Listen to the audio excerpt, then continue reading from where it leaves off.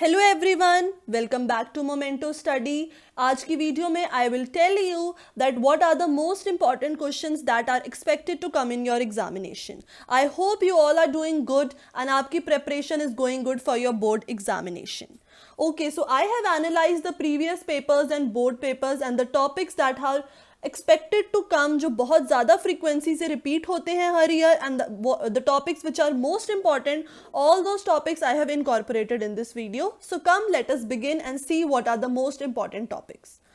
Okay, so the first two questions that I have written are the MCQs. First is, when was Supreme Court of India established? And how many judges were initially present when Supreme Court was established?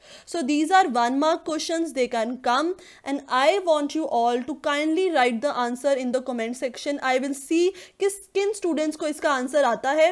So मुझे बताएं कब Supreme Court establish हुआ था और कितने judges थे comment section में. Then the next topic is, the question can come, what are the features of Indian judiciary? या फिर what is the difference between adversarial inquisitorial, या what is the difference between common law और civil law?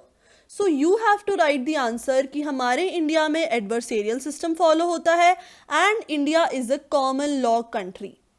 Adversarial system, as I have explained you in unit 1 video, कि ऐसा system जहाँ पे judges passive role play करते हैं and active roles is played by the lawyers. Lawyers सारे arguments present करते हैं, evidences collect करते हैं, उसको हम बोलते हैं adversarial system.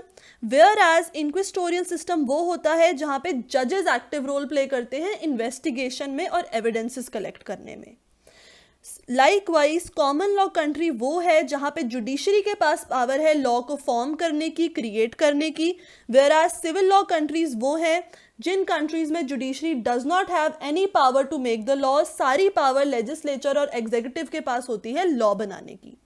सो इन दोनों कंट्रीज के एग्जाम्पल में बुक में गिवन है. कॉमन लॉ में आ जाता है यूएसए. सो कॉमन लॉ में आ जाता है आपका USA, UK, right. And civil law में you can come European countries, Germany. So one time a question was asked that what is the difference between UK and Germany, कि उन दोनों countries में क्या difference है. So you will tell कि UK में common law system follow होता है same as India, and Germany में civil law system follow होता है, and इन दोनों systems की you will give the definition. So indirect question can also come. Then this is the very important question, the difference between attorney general and the advocate general. This question has come up many times, and you will attempt this question by drawing a line in your answer sheet. एक तरफ आप attorney general के बारे में लिखोगे and दूसरे side आप advocate general के बारे में लिखोगे. अगर क्वेश्चन आया डिफरेंस का, अटॉर्नी जनरल 76 आर्टिकल के अंडर अपॉइंट होता है, एडवोकेट जनरल 165 के अंडर. अटॉर्नी जनरल सेंटर का लॉयर होता है, एडवोकेट जनरल स्टेट का लॉयर होता है. अटॉर्नी जनरल को प्रेसिडेंट अपॉइंट करता है, एडवोकेट जनरल को गवर्नर अपॉइंट करता है. अटॉर्नी जनरल की क्वालिफिकेशन सिमिलर होती है सुप्रीम कोर्ट के जज वाली, एडवोकेट जनरल की क्वालिफिकेशन होती है हाई कोर्ट के जज वाली. सो इस क्वेश्चन से आपको एक सिचुएशन बेस्ड भी आ सकती है कि there is this person M, he has been appointed, उसकी क्वालिफिकेशन हाई कोर्ट जज वाली है, he is appointed by governor, he is appointed under 165, tell which post is this. So you will say this is the post of advocate general. So put a double star on this question because the difference between attorney general and advocate general is very important. Then third question is independence of judiciary. अब इस topic से बहुत ज़्यादा questions बनते हैं, like why it is given the special status, मतलब judiciary को special status क्यों दिया है, जुडिशरी को इंडिपेंडेंट स्टेटस क्यों दिया है. जैसे कि आपको पता है जुडिशरी एग्जीक्यूटिव और लेजिस्लेचर से अलग है और इंडिपेंडेंट है. They can ask you, why is it necessary to keep the judiciary separate from other organs? And most of the time एक लाइन आपको क्वेश्चन में मिलेगी that independence and impartiality is the same, are the different sides of the same coin. Explain why is independence so important. So all in all these questions the answer will remain same regarding the independence of judiciary. So इस question के लिए you will start your answer by giving in the introduction article 50. Article 50 आपकी book में given है, जिसमें आप explain करोगे कि आर्टिकल 15 में मेंशन्ड है कि जुडिशरी को सेपरेट स्टेटस दिया जाएगा, जुडिशरी को एग्जीक्यूटिव और लेजिस्लेचर से सेपरेट रखना है. Then you will explain the role of judiciary. Please refer to my notes जो मैंने आपको यूनिट 1 में प्रोवाइड किए हैं. उस नोट्स में I have mentioned the points that firstly आप एक्सप्लेन करोगे कि जुडिशरी एक वॉचडॉग है, ये मॉनिटर करती है, चेक्स और बैलेंसेस रखती है. देन आप एग्जाम्पल दोगे आर्टिकल 20 सब क्लॉज 3 का, जो मैंने एक्सप्लेन किया था कि अगर कोई भी एक्यूज्ड पे पुलिस फोर्स कर रही है तो जुडिशरी इंश्योर करेगी कि कोई भी ऑर्गन अपने पावर से बाहर ना जा रहा हो. देन सेकेंड पॉइंट में आप बताओगे कि जुडिशरी इंश्योर करती है कि कॉन्स्टिट्यूशनली गारंटीड फ्रीडम्स हर पर्सन को मिले, राइट. एंड थर्ड पॉइंट में आप बताओगे कि judiciary is the guardian of the fundamental rights. And then in conclusion you will explain the point of due process. So this is a very important question, double star डालो. and अगर इस important questions के आपको answers चाहिए, proper written answers, then kindly contact me on my Instagram page. I will send you the answers. But I have in this video told you कि 4 points कौन से आएंगे.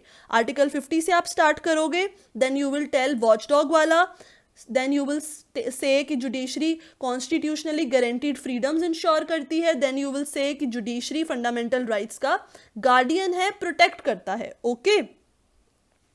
Then the next question which can come in 4 or 6 marks is role of Supreme Court या फिर jurisdiction of Supreme Court. So role of Supreme Court में आपने लिखना है कि Supreme Court is the interpreter of law, Supreme Court is the adjudicator of law. Then jurisdiction में आप सभी jurisdictions explain करोगे. सबसे पहले you will start with 131 article which is the appellant which is the original jurisdiction. 131 is the original jurisdiction. Then you will explain article 32 which is again the extensive original jurisdiction. Okay. Then you will come to appellant jurisdiction जो covered है 132, 133, 34, 35 में. Then you will explain the special leave petition जो 136 में covered है. Then you will explain the advisory jurisdiction जो 143 में covered है. And finally at the end you will explain about the concept of PIL. Okay, so jurisdiction of Supreme Court या role of Supreme Court का question आए, then you cannot skip all these points. Original jurisdiction 131, appeal की jurisdiction 132 से 134, special leave petition 136, advisory jurisdiction 143, writs 32 के under pass होते हैं, and finally PIL. So ये सभी topics I have covered in unit 1 की वीडियो में. You can refer to that video, you can refer to my notes and do remember all these. Many of the time students skip कि इतने बड़े बड़े question नहीं आएंगे and इतना theory याद करने का ज़रूरत नहीं है. But no guys, you have to remember इन सभी 6 jurisdictions को कोर्ट की you have to remember. Then a situation based question is very popular on PIL. PIL means public interest litigation, जनहित याचिका, जो एक पर्सन किसी थर्ड पार्टी के अगर राइट वायलेट हो रहे हो तो उसके लिए फाइल कर सकता है. सो आपको सिचुएशंस आएंगी कि देयर इज अ सिचुएशन कि जहाँ पे थर्ड पर्सन के राइट वायलेट हो रहे होंगे एंड किसी एडवोकेट ने उन पर्सन्स के लिए जाके सुप्रीम कोर्ट में केस फाइल किया. So the examiner will ask you whether is this possible. So you will explain yes it is possible. PIL can be filed for अगर थर्ड पार्टी के rights violate हो रहे हो. सो आप PIL के feature बताओगे कि PIL सबसे पहले इमर्ज हुआ था हुसैन आरा खातून वर्सेस स्टेट ऑफ बिहार के केस में. PN भगवती ने एक्सेप्ट की थी एक पब्लिक एक्टिविस्ट लॉयर की पिटिशन इस केस में, जहां से PIL को इंडिया में इमरजेंस मिली थी. Then you will tell the characteristics of PIL. So characteristics of PIL have been given in 4 points in your book. That PIL को हम non-adversarial litigation बोलते हैं. PIL एक थर्ड पर्सन का राइट है कि थर्ड पर्सन कोर्ट को approach कर सकता है किसी और पर्सन का अगर राइट वायलेट हो रहा हो. Then PIL वेलफेयर मॉडल पे बेस्ड है. The purpose of PIL is to do the welfare. Dynamic principles पे ये बेस्ड है और ये स्ट्रेंथन करता है. लास्ट पॉइंट इज ये स्ट्रेंथन करता है जुडिशरी के रोल को as a watch dog. So ये जो मैं आंसर्स आपको बता रही हूँ I am telling you in short कि आपको पॉइंट्स याद आ जाएं, आपको कौन कौन से पॉइंट्स मेंशन करने हैं इस आंसर में. If you want the proper written answers you can contact me on my Instagram. Okay. Then the next question is as I told you, अभी हमने पीछे पढ़ा था कि जुडिशरी को इंडिपेंडेंट स्टेटस क्यों दिया है और इम्पार्शियलिटी ऑफ जुडिशरी क्यों इंपॉर्टेंट है इस क्वेश्चन में, दिस क्वेश्चन नंबर 3 जो हमने डिस्कस किया था, जहाँ पे आपको आर्टिकल 50 वाला पॉइंट से एक्सप्लेन करना है। बट देन क्वेश्चन आता है कि जजेस का इंडिपेंडेंस क्यों नेसेसरी है, and as I told you the statement जो बहुत कॉमन है कि इंडिपेंडेंस एंड इम्पार्शियलिटी ऑफ जजेस are two sides of the same coin, explain. So वो इसके आगे आपको या तो बोलेंगे इम्पार्शियलिटी समझाओ, तब आप वो पीछे वाला समझाओगे। अगर उन्होंने बोला कि इंडिपेंडेंस ऑफ जजेस समझाओ, देन यू विल एक्सप्लेन कि जजेस को इंडिपेंडेंट स्टेटस क्यों दिया है। सो इसके 5 पॉइंट्स गिवन है इंडिपेंडेंट स्टेटस के in my notes also, in the book also, and वो 5 पॉइंट्स ये है कि हमने जजेस को इंडिपेंडेंट स्टेटस इसलिए दिया है ताकि जजेस इम्पार्शियल रहें, बायस डिसीजन ना दें और वे फेयर रहें। और हम ये इंडिपेंडेंट स्टेटस कैसे इंश्योर करते हैं? सबसे पहले by giving them security of tenure, मतलब हाई कोर्ट का जज हमेशा 62 ईयर्स की एज के बाद रिटायर होगा, सुप्रीम कोर्ट का जज 65 ईयर्स के बाद। देन जजेस को रिमूव करने के लिए there are only 2 grounds, misbehaviour and incapacity. इन ग्राउंड्स के अलावा जजेस को किसी भी ग्राउंड पे रिमूव नहीं कर सकते। जजेस की सैलरी फिक्स रहती है जो कंसोलिडेटेड फंड से दी जाती है। जजेस के कंडक्ट को पार्लियामेंट में डिस्कस नहीं कर सकते, एंड उनका कंडक्ट तभी डिस्कस होगा जब इम्पीचमेंट की प्रोसीडिंग चल रही हो, अदरवाइज नॉट। देन कोर्ट के पास पावर है कि वो अपने स्टाफ को खुद अपॉइंट कर सकें एंड किसी भी और ऑर्गन का जुडिशरी में कोई भी इंटरफेरेंस ना हो।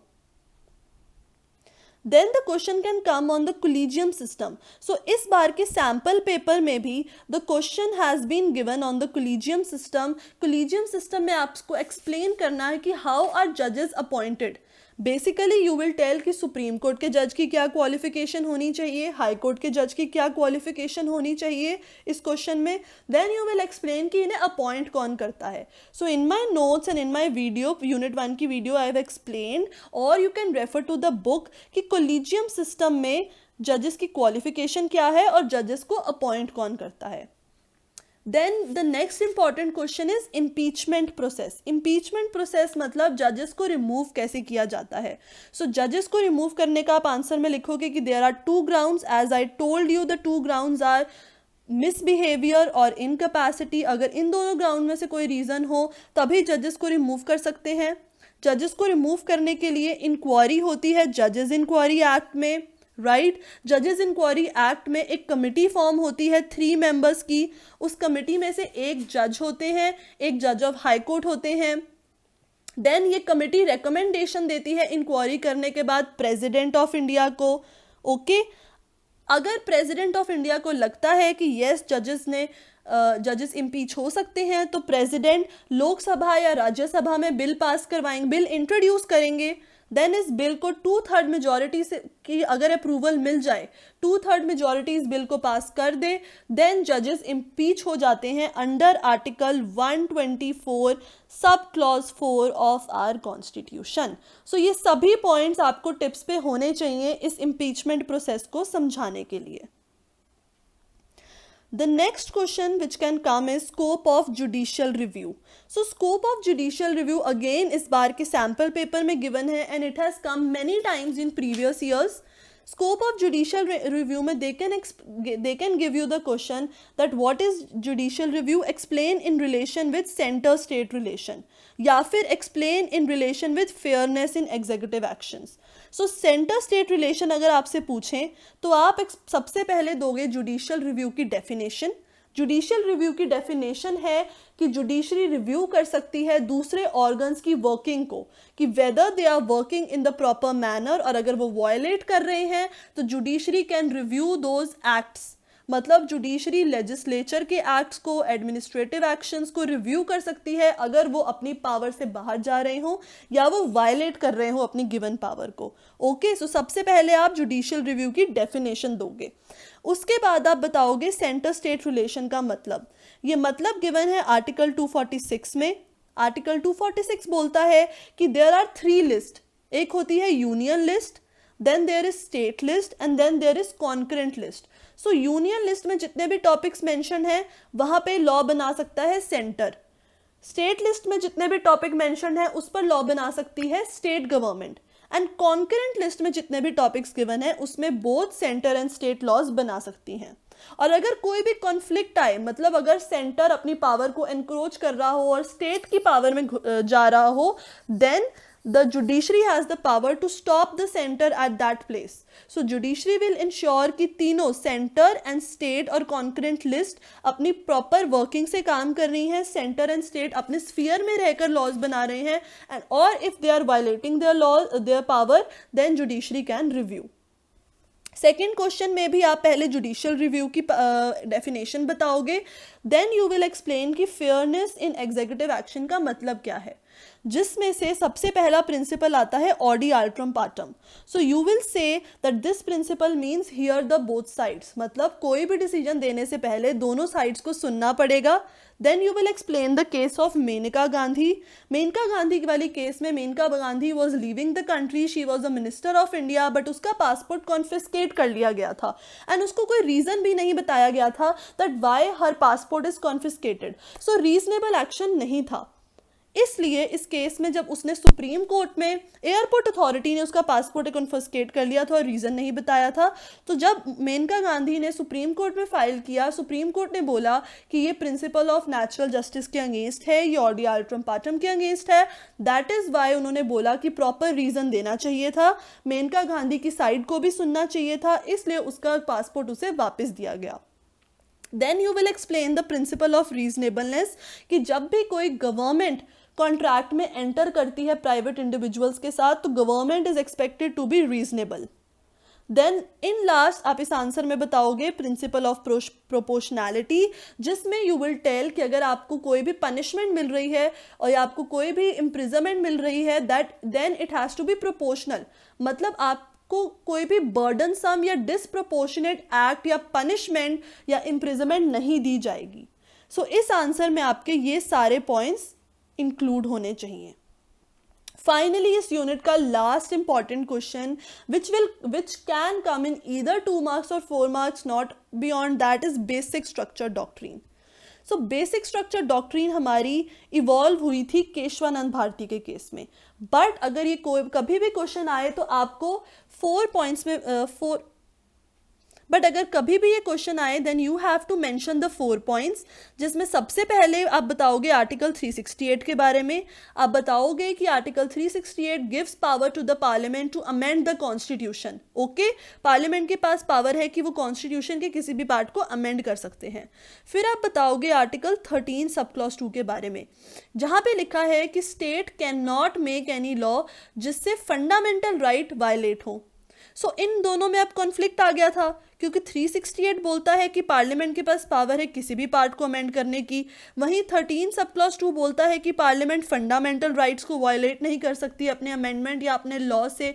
इसलिए आया था 24th अमेंडमेंट थोड़ा सा कन्फ्यूजन को हटाने के लिए 24th अमेंडमेंट में ऑल्टर किया गया था आर्टिकल 13 और 368 बोथ, इस तरीके से दोनों में अमेंडमेंट लाई गई थी कि पार्लियामेंट को अनलिमिटेड पावर दे दी थी अमेंड करने के लिए कॉन्स्टिट्यूशन के प्रोविजंस को। सो अगर पार्लियामेंट के पास अनलिमिटेड पावर आ गई तो now judiciary was in danger, क्योंकि अगर पार्लियामेंट के पास अनलिमिटेड पावर है then they can go on amending any part.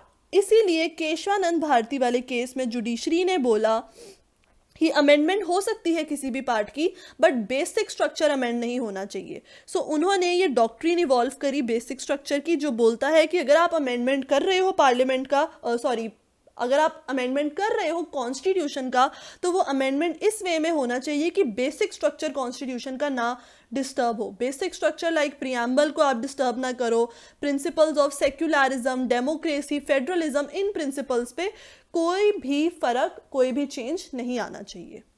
I hope unit 1 के टॉपिक्स आपको क्लियर हैं। अब हम देखते हैं यूनिट 2 के most important topics. So first is law of property.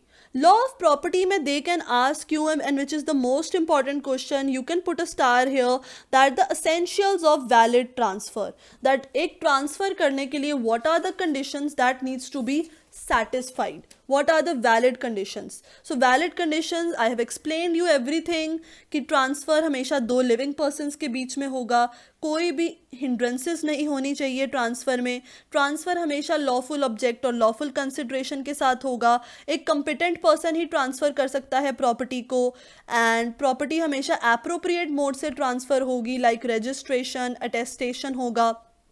Then conditional transfer होगा तो आपको कंडीशन फुलफिल करनी पड़ेगी. Okay. Then second question situation based आ सकता है doctrine of election and lis pendens पे. डॉक्ट्रिन ऑफ इलेक्शन मतलब अगर दो चॉइसेस गिवन हैं तो यू हैव टू, आप ये नहीं कर सकते कि आप बर्डन को एक्सेप्ट कर लो और बेनिफिट, तो अगर दो चॉइसेस गिवन है तो आप ये नहीं कर सकते कि आप बेनिफिट को एक्सेप्ट कर लो और बर्डन को रिमूव करो. सो दो चॉइसेस में कि आपको दोनों ही एक्सेप्ट करनी पड़ेंगी या दोनों आप रिजेक्ट करोगे. डॉक्ट्रिन ऑफ लिस्ट पेंडेंस पे एक बहुत ही सिचुएशन गिवन थी कि दो ब्रदर्स की प्रॉपर्टी है, उस प्रॉपर्टी पे डिस्प्यूट चल रहा है, उस प्रॉपर्टी पे लिटिगेशन चल रही है, पर एक ब्रदर ने उस प्रॉपर्टी को किसी थर्ड पार्टी को ट्रांसफ़र कर दिया. सो अगर प्रॉपर्टी ट्रांसफ़र की है तो क्या रेमेडी है दूसरे ब्रदर के पास? तो यहाँ पे आप लगाओगे डॉक्ट्रिन ऑफ लिस्ट पेंडेंस, क्योंकि वो बोलता है कि अगर कोई भी प्रॉपर्टी डिस्प्यूटेड है, पेंडिंग चल रहा है उसका लिटिगेशन, तो उस प्रॉपर्टी का ट्रांसफ़र नहीं हो सकता. बाकी जितने भी टॉपिक्स हैं इस यूनिट के उसमें से MCQs आ सकते हैं, 1 मार्क्स आ सकते हैं. दे कैन आस्क यू कि डोनर डोनी कौन होता है, लेसर लेसी कौन होते हैं, बायर सेलर कौन होता है. सो बाकी टॉपिक्स को आप अच्छे से याद करो, रिमेंबर करो, बट इन दोनों टॉपिक्स की you have to do the written practice. Okay. Then they can ask you a case in 1 mark, then tell the case कि जहाँ पे immovable और movable property में distinction बताई थी. So that case was Santa Bai versus State of Bombay. Then हम आते हैं 2B लॉ ऑफ कॉन्ट्रैक्ट्स पे. लॉ ऑफ कॉन्ट्रैक्ट्स का सबसे ज़्यादा इंपॉर्टेंट क्वेश्चन है कार्लिल वर्सेस कार्बोलिक. ये क्वेश्चन तो every year without fail this question comes, and इस क्वेश्चन में सिचुएशंस आती हैं. Basically they will ask you कि फॉर एग्जाम्पल एक कंपनी ने एक लैपटॉप बनाया है, एडवर्टीजमेंट दी है कि ये लैपटॉप 7 आवर्स विदाउट स्टॉप चल सकता है, और उन्होंने अवार्ड भी दिया है कि अगर ये ना चला तो हम 10,000 का रिवॉर्ड देंगे. अब बताओ कि उस पर्सन के पास जिसका लैपटॉप 7 आवर्स नहीं चला क्या रेमेडी है? तो आप कार्लिल वर्सेस कार्बोलिक का केस एक्सप्लेन करोगे.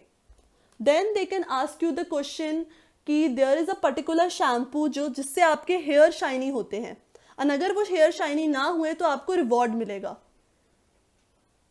सो इसमें भी आप कार्लिल वाले केस को एक्सप्लेन करोगे. ऐसी जितनी भी सिचुएशन जहाँ पे अवार्ड मनी गिवन हो एंड आपसे पूछा हो कि बताओ कोई पर्सन कंपनसेशन क्लेम कर सकता है कि नहीं, तो आप उन सभी सिचुएशंस में सबसे पहले बताओगे कि वैलिड एसेंशियल्स पूरे हो रहे हैं कि नहीं, कि ऑफर हो रहा है, एक्सेप्टेंस है, कंसिडरेशन है. अगर है तो येस ऑफर बनेगा. Then you will explain the case of Carlill versus Carbolic smoke ball. Okay, then the question can come relating to capacity of contract. Mostly situations ऐसी होती हैं कि there is a girl or a boy, she is a minor, he is a minor, 14 years, 15 years, he is entering into a contract or selling his property. बताओ वो property sell कर सकता है या नहीं. So आप लिखोगे no, he cannot sell because he is a minor. तो minor एक property sell नहीं कर सकता, minor एक contract में नहीं आ सकता. फिर आप एक्सप्लेन करोगे कि कैपेसिटी टू द कॉन्ट्रैक्ट क्या होता है, कि person should be sound mind, he should not be minor, disqualified नहीं होना चाहिए, all those principles. Okay. Then the last question is discharge of contract. So इसमें आप सभी मोड्स ऑफ डिस्चार्ज बताओगे. Discharge by performance, discharge by breach of contract, discharge by novation, operation of law, all the 5 to 6 principles जो discharge of contract में given है, that you will explain. And then अगर उनको 1 mark या 2 marks में डालना होगा, they can ask you the difference between contingent और wager, या फिर सिचुएशन दी होंगी और वो पूछेंगे कि बताओ ये सिचुएशन में वेजर कॉन्ट्रैक्ट है या फिर कंटिंजेंट कॉन्ट्रैक्ट है. Okay. Then we have the next topic law of torts, जिसमें से नेग्लिजेंस, इसमें से नेग्लिजेंस का क्वेश्चन बहुत बहुत ज़्यादा इंपॉर्टेंट है. You can put triple star on that. And इस टॉपिक को एक्सप्लेन करने के लिए आप अपने आंसर को 3 पार्ट्स में डिवाइड करोगे. नेग्लिजेंस में भी सिचुएशंस आएंगी, आपको बहुत सारी सिचुएशंस बनी हो सकती हैं, और अगर आपको ऐसी सिचुएशंस और क्वेश्चंस का प्रैक्टिस करना है तो आप मुझे इंस्टाग्राम पे मैसेज करें. आई हैव द वर्कशीट्स जो सारे प्रीवियस क्वेश्चंस पे बेस्ड है, प्रीवियस ईयर के क्वेश्चंस पे, और अगर आपको वो वर्कशीट्स चाहिए तो आप मुझे मैसेज कर सकते हैं. I can send you those worksheets on Instagram and you can practice. Okay, so negligence पे बहुत सारी सिचुएशंस आई हैं और आप इस अपने आंसर को 3 पार्ट्स में डिवाइड करोगे. पहले आप बताओगे नेग्लिजेंस का पहला एलिमेंट ड्यूटी ऑफ केयर, फिर आप एक्सप्लेन करोगे breach of duty, and third में एक्सप्लेन करोगे injury from that breach of duty. Okay, आप 3 पार्ट्स में डिवाइड करोगे. डोनाग्यू वर्सेस स्टीवेंसन का केस आपने ज़रूर मेंशन करना है इस नेग्लिजेंस के कॉन्सेप्ट में. देन द सेकेंड टॉपिक जो इंपॉर्टेंट है इस यूनिट से, that is absolute liability. So absolute liability में इस बार के सैम्पल पेपर में भी गिवन है दैट आपको बताना है कि 2 केसेस, भोपाल गैस ट्रेजेडी और ओलियम गैस वाला केस, उन दोनों केसेस का आपको नेम अच्छे से याद रखना है with year. Then you will explain कि पीएन भगवती की स्टेटमेंट क्या थी, जस्टिस पीएन भगवती की इन दोनों केसेस में. Then you will explain the concept कि अगर आप कोई भी हजार्डियस सब्सटेंस अपने एरिया पे, अपने लैंड पे लाते हैं एंड अगर वो एस्केप कर जाए, उससे किसी को हर्ट हो, then the person will be absolutely liable, चाहे आपका इंटेंशन था या नहीं था. सो इन दोनों कॉन्सेप्ट्स को, नेग्लिजेंस और एब्सोल्यूट लायबिलिटी, 6 मार्क्स में आ सकते हैं एंड 6 मार्क्स के अकॉर्डिंग आप इनका प्रेपरेशन करें रिटर्न में. Then 2 marks में they can ask you what is false imprisonment, explain the conditions of false imprisonment, या फिर they can give you situations regarding battery and assault. तो most important expected questions are these, otherwise आपको बाकी unit भी पढ़ना है. Then criminal law में mostly situations बनती है थेफ्ट पर. थेफ्ट की देर आर 4 एलिमेंट्स जो थेफ्ट को सेटिस्फाई करना होता है अगर कोई थेफ्ट हो. दैट इज़ कि अगर आप, सबसे पहले डिसऑनेस्ट इंटेंशन होना चाहिए, प्रॉपर्टी मूवेबल होनी चाहिए, प्रॉपर्टी को मूव किया जाना चाहिए, and that too without the person's consent. So इस पे आपको अनलिमिटेड सिचुएशंस बन सकती हैं. सो माय रिकमेंडेशन इज आप थेफ्ट की सिचुएशंस को प्रैक्टिस करें. थेफ्ट की सिचुएशंस के लिए आप थेफ्ट की डेफिनेशन को अच्छे से रिमेंबर करें. Okay, then situations can come on confession. they can ask you extrajudicial confession है या judicial confession है, बताओ. so judicial confession हमेशा वो होता है जो आप मैजिस्ट्रेट के सामने देते हो. अदरवाइज बाकी जितने भी कन्फेशंस जहाँ पे आप खुद का गिल्ट एक्सेप्ट कर रहे हो वो आते हैं एक्स्ट्रा जुडिशियल की कैटेगरी में. फॉर एग्जाम्पल, अगर आप एक एग्जाम्पल लो, there is a lady, that lady murdered her husband और उस लेडी को पुलिस ने अरेस्ट कर लिया. सो अब वो लेडी पुलिस कस्टडी में है और वो ग्रीफ में एक पुलिस कांस्टेबल को अपना ग्रीफ में बता देती है, एक्सेप्ट कर लेती है कि मैंने अपने हस्बैंड का मर्डर किया था. सो गाइज, यहाँ पे जो कन्फेशन है वो एक्स्ट्रा जुडिशियल कन्फेशन है. Most of the students gate confused कि अरे ये तो पुलिस कस्टडी में बताया तो जुडिशियल कन्फेशन होगा. नो, जुडिशियल कन्फेशन हमेशा वो होता है जो मैजिस्ट्रेट के सामने दिया हो. अदरवाइज ऐसी कोई भी कॉन्वर्जेशन जिसमें आप अपना गिल्ट एक्सेप्ट कर रहे हो, चाहे वो पुलिस स्टेशन में हो, चाहे वो आपके घर में हो, और वो भगवान के सामने हो, इधर इन द टेम्पल, और आप खुद से या फिर बात कर रहे हो, उन सब सिचुएशंस में वो होगा extra judicial confession. And they can ask you कि इफेक्ट क्या होता है दोनों स्टेटमेंट्स का. सो जुडिशियल कन्फेशन में आपको कन्विक्शन मिल जाती है और एक्स्ट्रा जुडिशियल कन्फेशन में कन्विक्शन तब मिलती है जब statement passes the test of credibility. So ये लाइन लिखनी बहुत ज़रूरी है. If the confession passes the test of credibility तभी कन्विक्शन मिलेगी एक्स्ट्रा जुडिशियल के केस में. जुडिशियल में तो हमेशा कन्विक्शन मिल जाती है.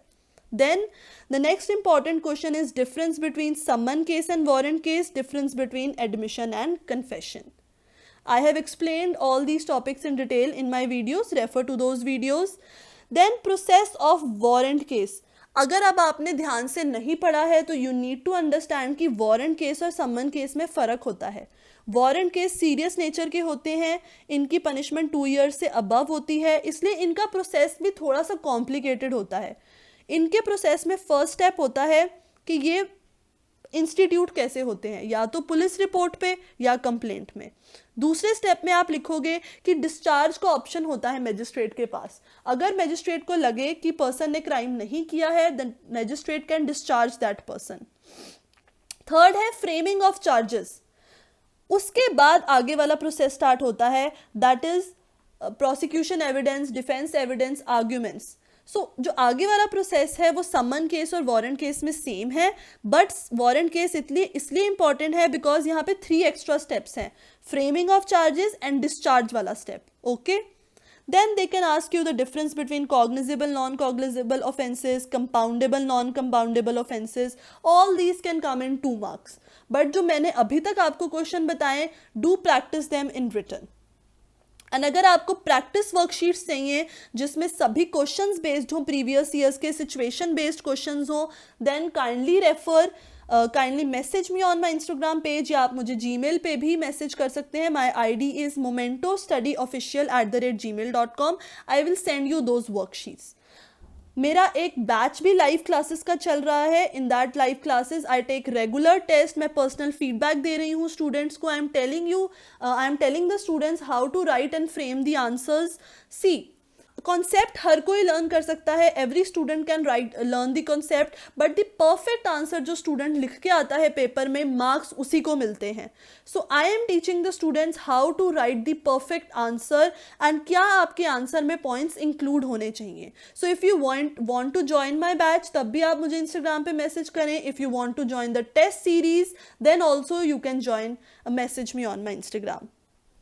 Okay, so in the test series I have prepared this test for unit 1. You can have a look, screenshot लो इस test का and practice, then tell me कि आपको कितने इसमें से आए, कितने questions नहीं समझ आए, and you can get your answers checked by me on the Instagram and I'll give you the personal feedback. So ये unit 1 का test है। अगर आपको फर्दर टेस्ट के लिए इनरोल करना है तो आप मेरे को मैसेज करो and I will enroll you in the test series. इसका आप स्क्रीनशॉट लो एंड इस स्क्रीन का भी आप स्क्रीनशॉट लो and try solving these questions. If you are able to solve this questions, very good, your preparation is going good. अगर नहीं कर रहे हो तो please pull up your socks and do the preparation well. आज की video में इतना ही। In the further videos, I will be telling you more about the rest important questions. Thank you guys. Keep preparing. Do subscribe to my channel. Like करो इस video को if you want more videos on important questions. And tell me in the comment section that how do you feel about. And tell me in the comment section the answers to the MCQ questions that I have asked you. Okay, all the best guys.